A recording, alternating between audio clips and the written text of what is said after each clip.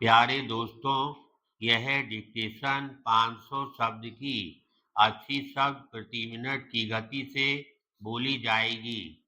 Ready start करते ही dictation शुरू हो जाएगी। Ready start. महोदय, माननीय सदस्य ने यहाँ जो कुछ कहा और उनके अन्य सहयोगियों ने अन्यत्र जो कुछ कहा है, उस पर मैंने गहराई से विचार किया है। मैं समझती हूँ कि अब समय आ गया है कि इन सब का डटकर जवाब दिया जाए। मैं कहना चाहूँगी कि किसी कथन की कसौटी यह नहीं है कि उसे हम स्वयं किस रूप में समझते हैं, बल्कि यह है कि हम जिस जनता के लिए वक्तव्य देते हैं, उस पर उसका क्या प्रभाव पड़ता है। मेरे विचार से भारत माता का प्रत्येक शिशु एक अच्छा भारतीय है। अगर कोई देशद्रोह करता है तो उसके खिलाफ संबद्ध कानून तथा सक्षम अदालतों द्वारा कार्रवाई की जा सकती है।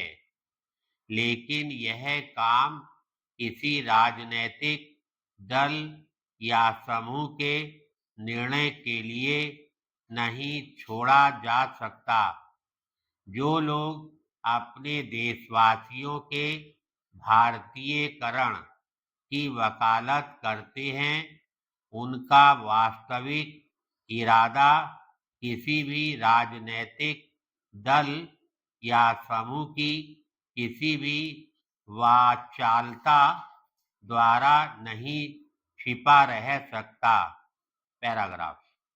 मैं बहुत स्पष्ट रूप से कहना चाहती हूँ कि उच्चतम न्यायालय के प्रति हमारा सम्मान संपूर्णतया है। वास्तव में इस देश के प्रत्येक निवासी को न्यायपालिका के प्रति सर्वोच्च आदर भाव रखना चाहिए। न्यायालयों के अधिकारों की स्पष्ट व्याख्या संविधान में की गई है। यहाँ तक कि शासन के तीनों ही भाग, विधायिका, न्यायपालिका और कार्यपालिका, संविधान को बनाए रखने के लिए कृत संकल्प हैं। लेकिन महोदय, संविधान ने ही हमें कतिपय निर्देशक सिद्धांत भी दिए हैं। उन्हें कार्य रूप देते हुए निर्वाचन संबंधी कठिनाइयां उठ खड़ी हो सकती हैं। यह कोई नई बात नहीं है। हम पहले भी इस स्थिति से गुजर चुके हैं। भूमि सुधार आदि विषयों से संबद्ध हमारे अनेक विधेयकों को प्रतिकूलताओं का सामना करना पड़ा है और उज्जैन में मैंने इसी बात की चर्चा केवल एक छोटे से वाक्य में की थी।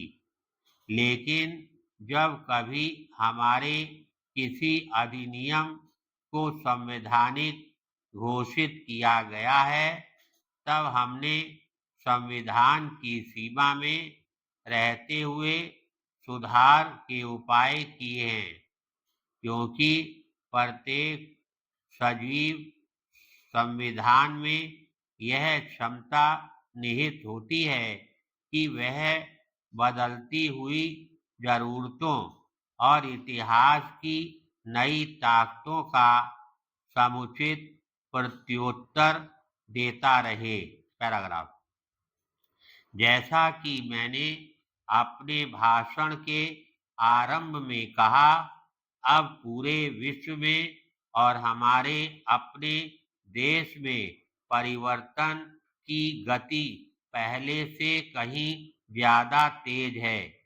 यह एक ऐसी बात है जिस पर हमारा कोई नियंत्रण नहीं है।